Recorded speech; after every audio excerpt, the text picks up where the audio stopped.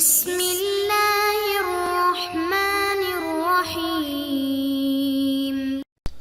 السلام علیکم محترم سامعین اور عزیز طلبہ کرام، امید کرتا ہوں کہ آپ تمام احباب خیر و عافیت سے ہوں گے۔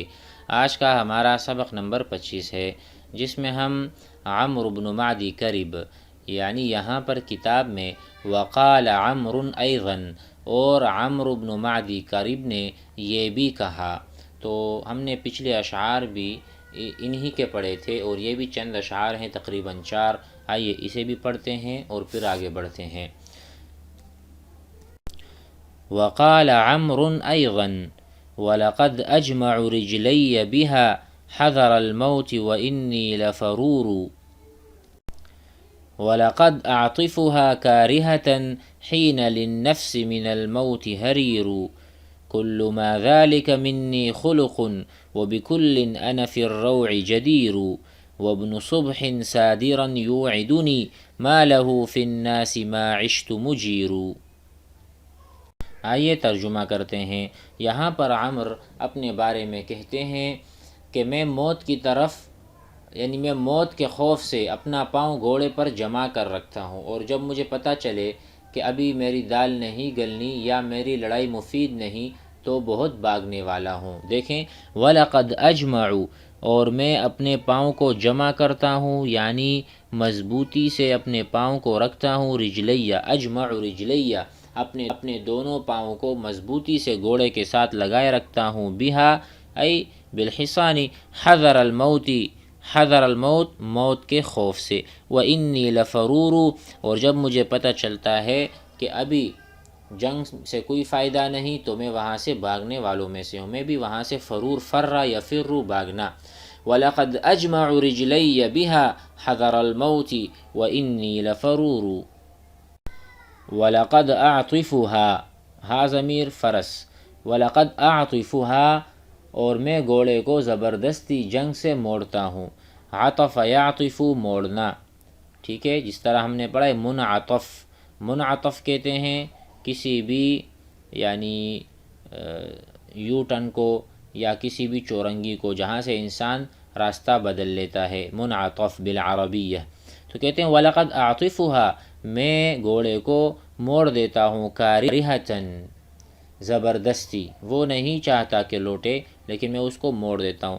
حِينَ لِلنَّفْسِ مِنَ الْمَوْتِ هَرِيرُ، کہ جب میرا جی موت کو پسند نہیں کرتا، میدان جنگ میں جب میں دیکھتا ہوں کہ موت میرے سامنے ہے اور میں موت سے گھبراتا ہوں، ڈرتا ہوں، تو جب میں موت کو ناپسند کروں تو میں اسی طرح گھوڑے کو بھی زبردستی میدان جنگ سے موڑ لیتا ہوں اور بھاگ جاتا ہوں۔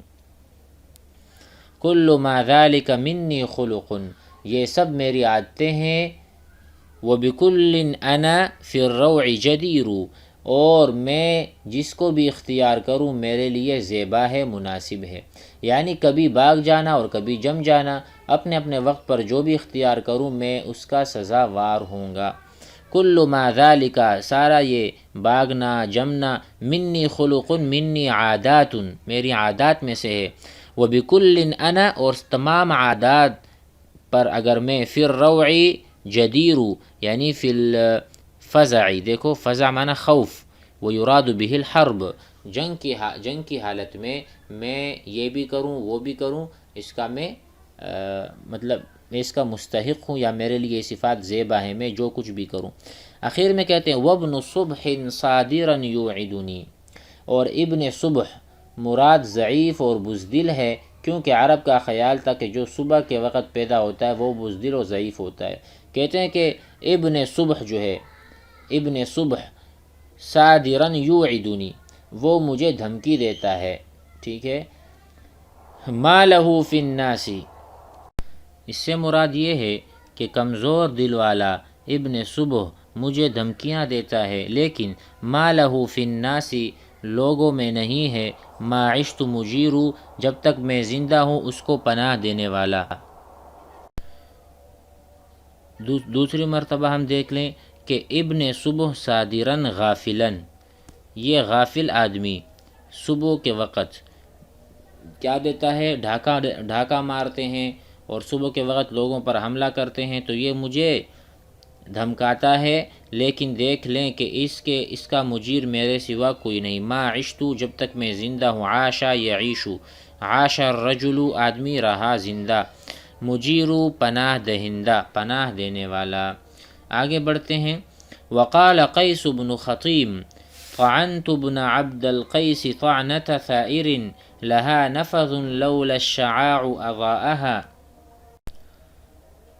ملكت بها كفي فأنهرت فتقها يرى قائم من دونها ما وراءها يهون علي أن ترد جراحها عيون الأواسي إذ حمدت بلاءها وساعدني فيها ابن عمرو بن عامر خداش فأدى نعمه وساعدني فيها ابن عمرو بن عامر خداش فأدى نعمة وأفاءها وكنت امرأ لا أسمع الدهر سبة أسب بها إلا كشفت غطاءها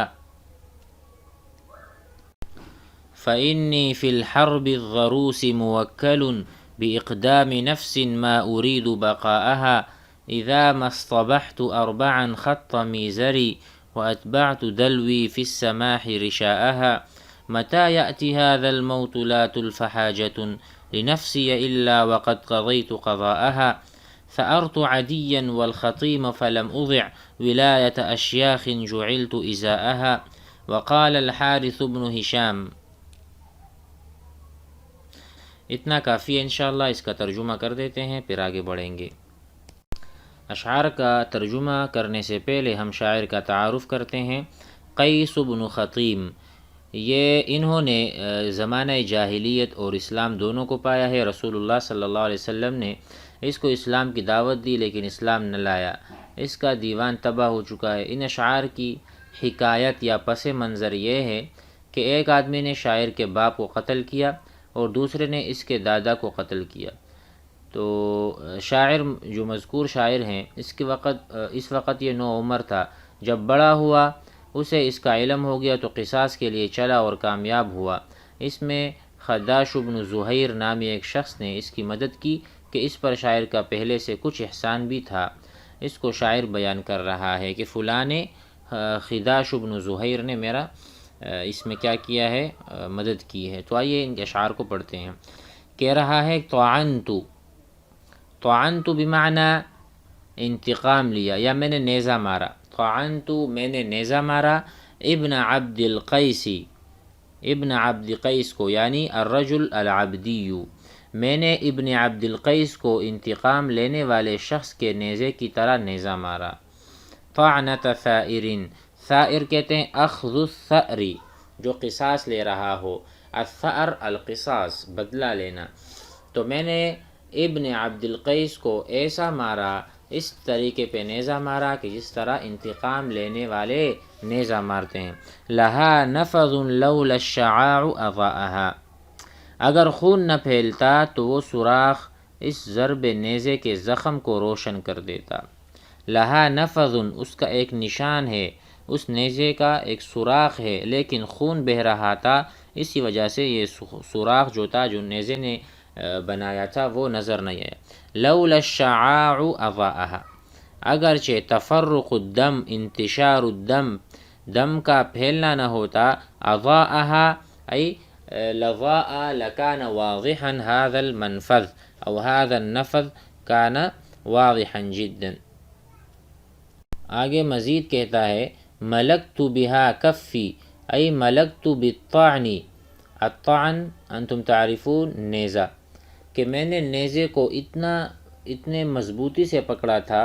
فانہرت فتقها، جب میں نے نیزہ اس کو مارا تو نیزے نے اتنا بڑا شگاف کیا یا اتنا بڑا سوراخ کیا، منفذ بنایا، یرا قائم من دونها ما وراءها، گویا کہ انسان اس سوراخ میں سے آگے کی طرف سے بھی دیکھ سکتا ہے، پیچھے کی طرف سے۔ مثلا میں نے کسی کو نیزہ مارا تو نیزے نے اتنا سوراخ بنایا اور اتنا میں نے اس کو ہتھیلی سے دبایا تاکہ سوراخ اور بڑا ہو جائے کہ پیچھے والے انسان کو بھی دیکھ سکتا ہے اور پیچھے والا آگے والے انسان اس سوراخ میں سے دیکھ سکتا ہے، یہ مراد ہے۔ ملکت بها، ملکت بالطعن کفی، اپنی ہتھیلی میں نے اتنی مضبوطی سے رکھی تھی، فَأَنْهَرْتُ تو میں نے اس جگہ کو مزید سوراخ کو بڑھایا، اس نیزے کے ساتھ میری ہتھیلی میرے قابو میں تھی اور اس کے شگاف کو ایسا وسیع کر دیا کہ اس کے آگے کھڑا ہونے والا شخص پیچھے کی چیز دیکھ سکتا تھا۔ یرا قائم من دونها ما وراءها یہون علی ان ترد جراحها، میرے لیے یہ بات آسان ہے کہ اس نیزے کے زخم علاج کرنے والی عورتوں کی آنکھوں کو لوٹا دیں، یعنی میں جتنا بڑا میں نے زخم دیا ہے، گہرا زخم دیا ہے، تو عورتوں کی جو آنکھوں کو یعنی ان کی بینائی چلی گئی، جب وہ اس زخم کو دیکھیں گے گویا کہ تعجب کی وجہ سے ان کی بینائی دوبارہ لوٹ آئے گی۔ دیکھیں، یعنی جب میں اس کا حق پورا ادا، یعنی جب میں اچھی طرح نیزے سے زخم لگاؤں تو یہ بات کوئی دشوار نہیں ہے کہ وہ زخم اتنا گہرا اور دردناک منظر پیش کر رہا ہو کہ علاج کرنے والی عورتیں اس طرف نہ دیکھ سکیں، اس سے یہ مراد ہے۔ یہون علی ان ترد جراحها، یہ جو ایسے زخم ہیں یہ یہاں پر آسان ہے، کوئی بعید نہیں کہ یہ زخم عیون الاواسی، عیون المعالجات جو علاج کریں گی ان کی آنکھوں کو واپس لوٹا دیں، مطلب کہ وہ دوسری طرف دیکھیں، وہ ان کا دل نہ کرے ان زخموں کو۔ اذ حمدت بلاؤها، یعنی جب یہ مشکل وہ نہیں دیکھ سکیں گی اور یہ جو حالت ہوگی اس زخمی آدمی کی وہ یہ نہیں دیکھ سکتی۔ آگے کہتے ہیں وَسَاعَدَنِي فِيهَا ابْنُ عَمْرِ بْنِ عَامِرِ، اور اس میں، اس قتل میں یا اس نیزہ مارنے میں میری مدد کس نے کی؟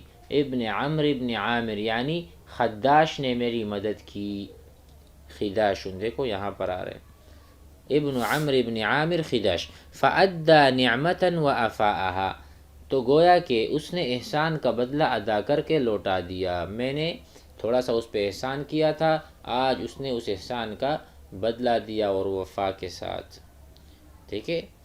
وَكُنْتُ امْرَأً لَا أَسْمَعُ الدَّهْرَ صُبَّةً، آگے کہتے ہیں کہ میں ایسا آدمی ہوں، كنت امرأً وكنت رجلا كنت شخصا لا اسمع الدهر صبة، میں ایسا آدمی ہوں کہ عمر بھر ایسی عار کی بات نہیں سن سکتا، اسب بها، کہ جو مجھے لوگ سنائیں۔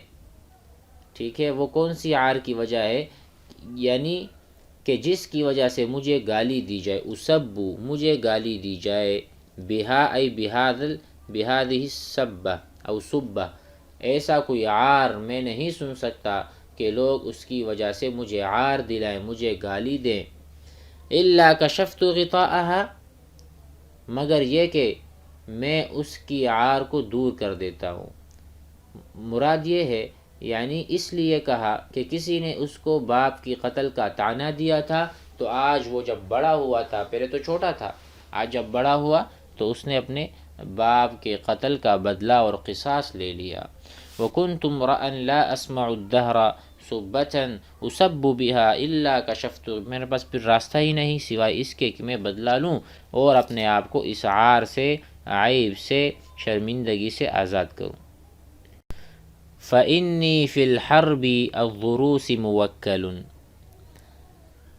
اس لیے کہ میں سخت لڑائی میں اپنے نفس کو اقدام کے حوالے کرتا ہوں، نفس کی بقا نہیں چاہتا۔ دیکھیں، فَإِنِّي فِي الْحَرْبِ، میں جو ہوں جنگ کے وقت، الضروس، سخت جنگ، موکل بإقدام نفس، میں اپنے نفس کو آگے بڑھاتا ہوں، ما اريد بقاءها، میں اپنے نفس کی بقا نہیں چاہتا، مجھے اپنے پر کوئی ترس نہیں آتا، بھلے میں مر جاؤں لیکن میں اپنے آپ کو جنگوں میں آگے بڑھاتا ہوں۔ اذا ما اصطبحت اربعا خط میزری، جب میں صبح کو شراب کے 4 جام پی لیتا ہوں، اصطبحت مانا پینا، اربعا 4، خط میزری، اس سے مراد کیا ہے؟ تو میرا ازار، یعنی تکبر کی وجہ سے زمین پر کسیٹتے ہوئے، خط میزری، تو میں اپنا جو ازار ہے گویا کہ لنگی وغیرہ، وہ میں تکبر کی وجہ سے جب میں شراب پیتا ہوں 4 گلاس تو اس کو میں اپنے ساتھ ساتھ زمین پر کھینچتا چلا جاتا ہوں، یہ مراد ہے۔ آگے کہتے ہیں وَأَتْبَعْتُ دَلْوِي، یہ اس کا ترجمہ ہو چکا۔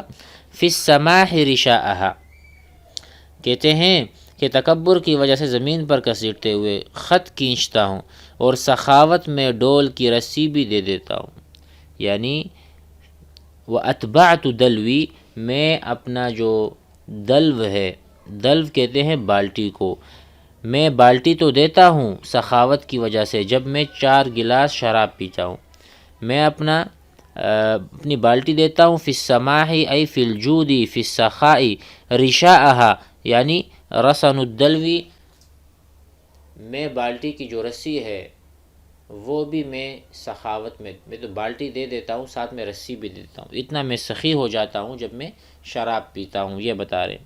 متى یأتی ھذا الموت لا تلف حاجۃ لنفسی، جب موت آئے گی تو میرے نفس کے لیے کوئی حاجت نہیں پائی جائے گی مگر یہ کہ میں اس کو پورا کر چکا ہوں۔ کہتے ہیں متى یأتی ھذا الموت، اور جب موت آئے گی، لا تلف حاجۃ لنفسی، کوئی ایسی حاجت، ضرورت یا خواہش نہیں ہوگی جو میں نے پوری نہ کی ہو، الا مگر ایک خواہش ہے، وہ کیا ہے؟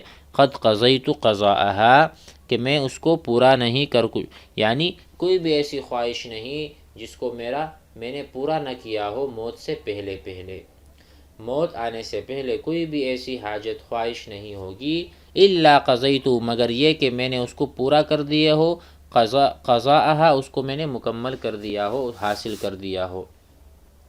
اور آخری شعر میں کہتے ہیں ثأرت عدیا، اور میں نے اپنے جو میرے دادا ہیں، ٹھیک ہے، یعنی باپ کے باپ، اس کا میں نے بدلہ لے لیا۔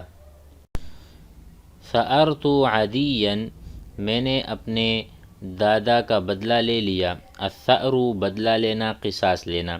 والخطیمہ، یہ اس کے والد کا نام ہے شاعر کے، تو خطیم کا بھی میں نے بدلہ لے لیا۔ فلم اضع، تو میں نے ضائع نہیں کیا، اضاع یضیع ضائع کرنا، فلم اضع، تو میں نے ضائع نہیں کیا، ولایت اشیاخ، اپنے بزرگوں کی طرف سے، بڑوں کی طرف سے جو مجھے ولایت ملی تھی وہ میں نے ضائع نہیں کی، میں صحیح نائب بنا رہا۔ جعلت ازاءہا، ان کی طرف سے جب میں نائب بنا تھا، قائم مقام بنا تھا، تو میں نے اس کا حق ادا کر دیا، نیابت کا، ولایت کا، میں نے بدلہ لے لیا، اپنے باپ کا بھی، اپنے دادا کا بھی۔ امید ہے یہ سبق بھی آپ حضرات سمجھ گئے ہوں گے۔ والسلام علیکم۔